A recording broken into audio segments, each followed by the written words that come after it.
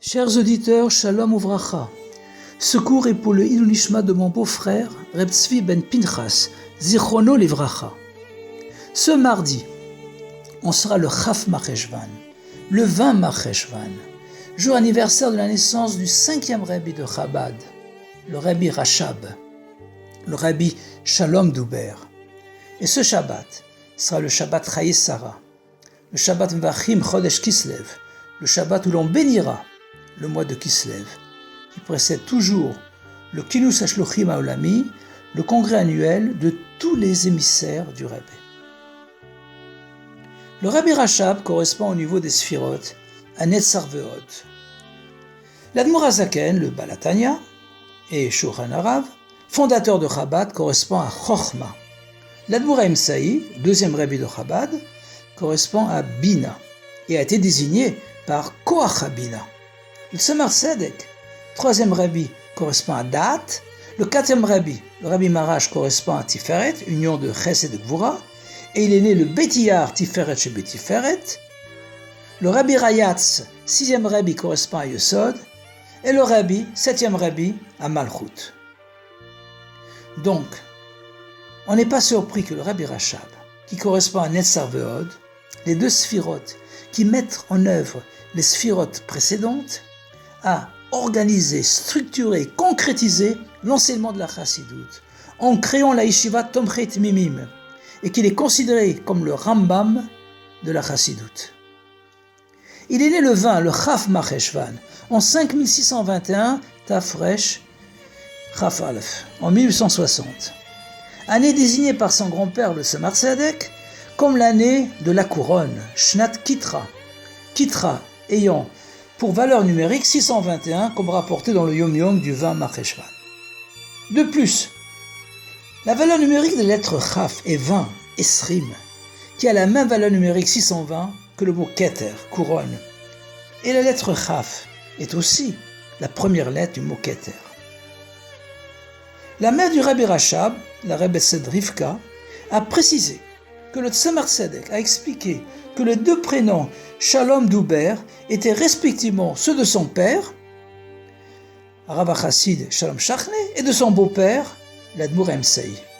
Que Rashab est une permutation de Shabar et Bassar, c'est-à-dire qu'on doit lishbor Bassar Agouf, briser les passions de la chair, et que naître le 20 Marcheshvan de l'année Kitra, donc 2 fois Keter, est une allusion à la couronne supérieure, Kitra Ila.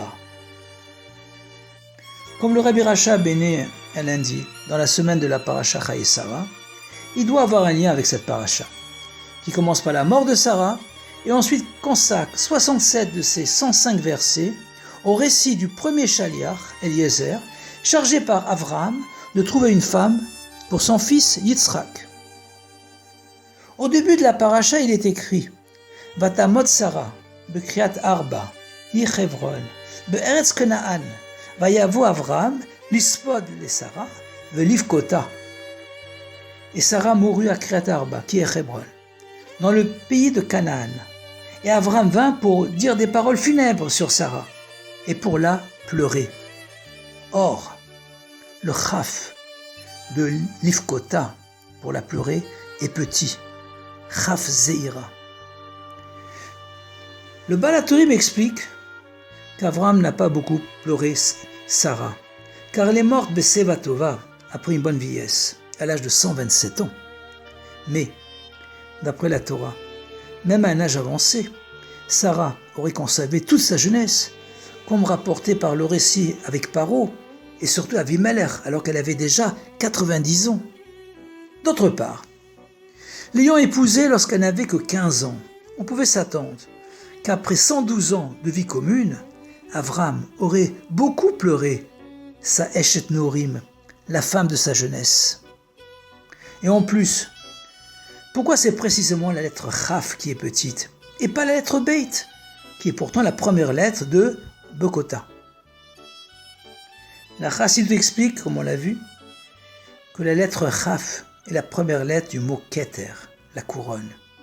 Et comme il est écrit dans les Proverbes, Michelet chapitre 12 verset 4, Eshet Chayil Ateret Baala, une femme vertueuse est la couronne de son mari.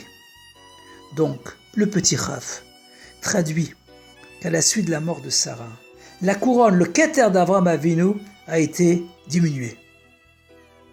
Sarah représente le corps et Avraham l'âme, la Neshama. La Neshama pleure la mort du corps, suite à la séparation des 4 éléments, la terre, l'eau, l'air et le feu, qui étaient avant réunis. Kriyat Arba, Hi Hebron. Car c'est grâce au corps que l'âme peut se lever à un niveau supérieur à celui qu'elle avait avant de descendre dans le corps. On peut maintenant mieux comprendre pourquoi la paracha consacre tellement d'importance au premier mariage juif de la Torah, celui de Yitzhak avec Rivka. Avraham confie même à Eliezer, littéralement, tout ce qu'il possède pour la réussite de ce mariage. Car dans un mariage, le fiancé, le Khatan, représente la Neshama, et la fiancée, la Kala, le corps. Et lorsqu'ils s'unissent ensemble pour devenir Bassar Echad, une seule chair, alors ils s'élèvent tous deux pour atteindre le niveau de Keter, qui est le niveau de Rotson Elyon et Oleg Elyon, volonté et délice supérieures, qui sont au-dessus des 10 Sphirot. La Chassidut explique que d'après la Kabbalah, Yitzhak est lié au Shem Ma et Rivka au Shem Ban, qui sont 2 noms de révélation d'Hachem, le premier étant masculin et le deuxième féminin. En effet, le but de la création est d'unir le masculin et le féminin.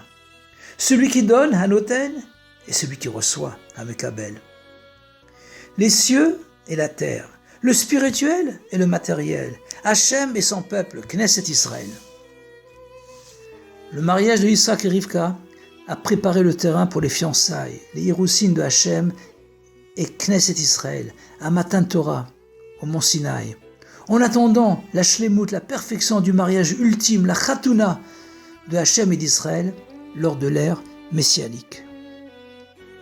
On comprend donc le caractère essentiel de la mission, de la shlichut qu'a confié Avraham Avinu à son serviteur Eliezer.